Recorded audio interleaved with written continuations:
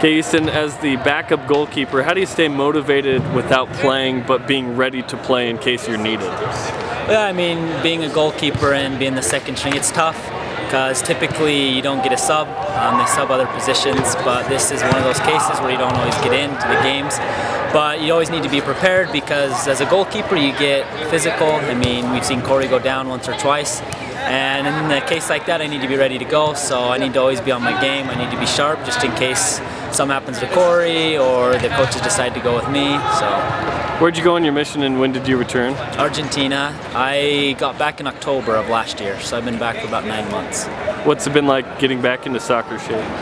It was hard at first. I went through some just those small nagging injuries, but since then I haven't seen too many problems. The first 2 months was kind of tough, just getting over, conditioning and whatnot. But since then it's gotten a bit easier, so it hasn't been too bad.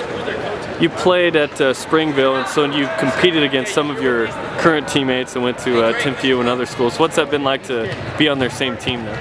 Well, I mean, especially I talked to those Timpview players a lot, and that was a rivalry I remember playing back in the day against Tony and against Scott. I think Scott still tries to make up this hat trick story, but it's one of those things that just kind of keeps going. Every once in a while you hear a little bit of bantering between Springville and Timpview, so it's fun. We don't talk about it too much, but it definitely comes up every once in a while if we get the upper hand on the other one. Where does your first name come from? Well, that's a good question. A lot of people say or ask if it came from the baseball company. My dad was a baseball player, but he said it didn't come from that. So to be honest, I think it was just something they came up with. It's not from the company, so it was just something they liked, I think. What's it like to coach these rascals right here that are watching your interview? Hey. This group's not bad. They're from Springville, so it's enjoyable. They give me a little bit of guff here and there, but no, it's a lot of fun to see them improve and to see them out here giving it their all. So it's fun. How's your level of fatigue with running around all day during camps and then being expected to play in games? Yeah, I mean, come the end of the day, you're usually pretty shot.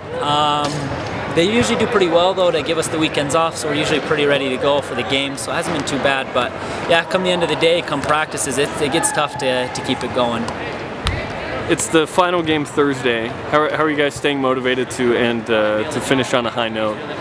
Right, yeah, it's been kind of a disappointing year. I think we've had a lot of chemistry, we've had a good team, I think we have the talent, we've had a few bad breaks, but I think this team's got a lot of character, and no matter the record, I think whenever we step out on the field, we want to win. So no matter what, we're going to go out there and try and get the 3 points to finish out the year on a strong point.